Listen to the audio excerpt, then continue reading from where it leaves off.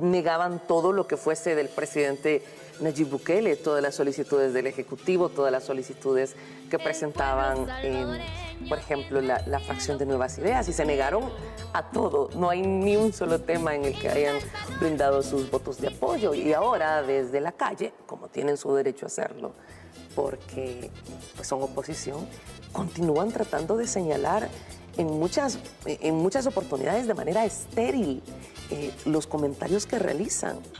Este gobierno negoció con la sangre del pueblo salvadoreño.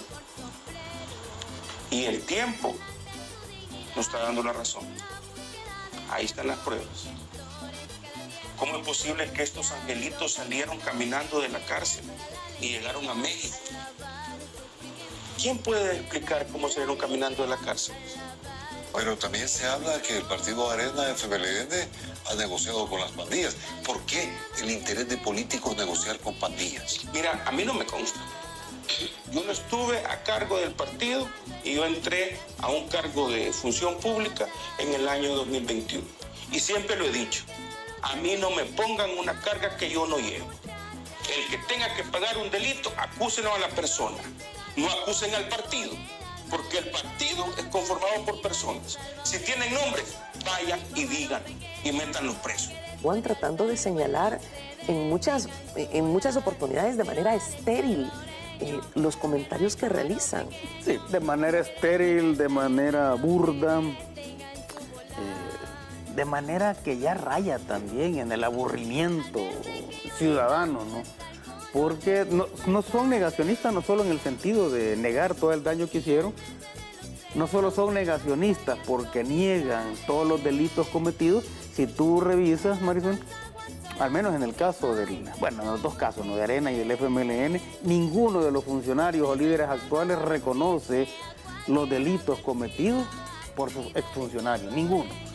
Cuando tú le preguntas a alguien del FMLN, cuando uno ha visto que los periodistas hacen preguntas sobre Funes, a veces las hacían, por ejemplo, al Chino Flores y a cualquiera del frente, ninguno hablaba de él, ninguno lo señalaba como corrupto, ninguno de ellos ha reconocido que construyeron un partido para el delito, sino que te hablan de errores.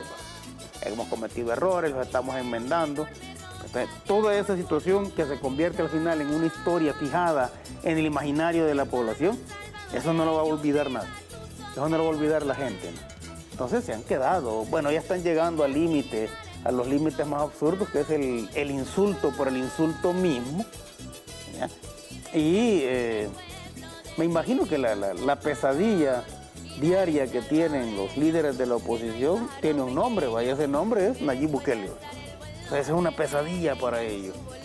Y ellos sabían, fíjate bien, ellos sabían a qué venía Nayib Bukele cuando llegó al Poder Ejecutivo, porque la Asamblea Legislativa con la que él entra, así de entrada, ¿no?, de entrada le empezó a negar todas las peticiones que hacía el presidente, el plan control territorial, combate a la pandemia, interpelaron y casi pelaron, ¿no?, a todos o a muchos de sus funcionarios, incluso hablaban de destituir a Nayib Bukele, y eso lo hicieron desde el principio. Entonces tú dices, bueno, ¿cuál es el origen de eso, no? Que ellos sabían quién era Nayib Bukele y sabían a qué había llegado. Allí no hay vuelta a Dios. Entonces se ha convertido Nayib Bukele es la pesadilla permanente de la oposición, y Nayib Bukele es el padecimiento de algunos psiquiatras que, lástima que no se pueden dar consulta ellos mismos, ¿no?, para tratar de curarse, pero así las cosas. Y por el otro lado, Nayib Bukele es el referente de la motivación social en la población. ¿Sabían los líderes del FMLN, y en este caso el partido como tal, lo que iba a representar Nayib Bukele? Y desde ahí se generó todo aquel divorcio, aquella separación que llevó a la expulsión del ahora presidente de su partido, de ese partido. Por supuesto que lo sabían. O sea, si tú revisas la trayectoria de Nayib Bukele desde que fue alcalde de Nuevo Cuscatlán, San Salvador, te decía, bueno, este es el líder que está surgiendo.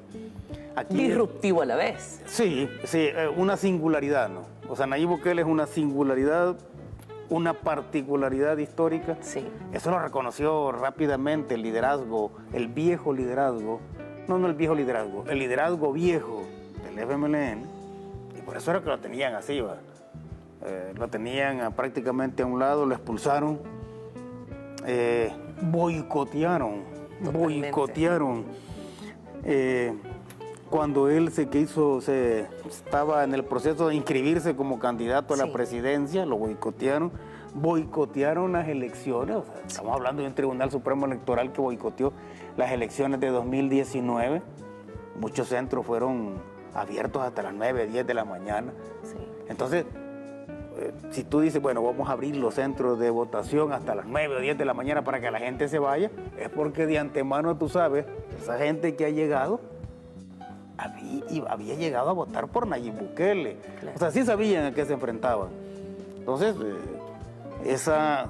Nayib se convirtió en una pesadilla de ellos, y es alguien así como que tú sabes que va a llegar alguien que te va a quitar la gallinita de los huevos de oro, o que te va a dejar exhibido como traidor del país, como corrupto, como autor intelectual de más de 120,000 asesinatos, ¿no? Porque esa es otra parte que no hemos visto, la autoría intelectual de eso. Que podían resolver el problema, podían resolverlo, tenían 84 votos en la Asamblea Legislativa, porque si la población te decía que su principal problema era la delincuencia, todos los partidos políticos tenían que haber hecho algo, ¿no?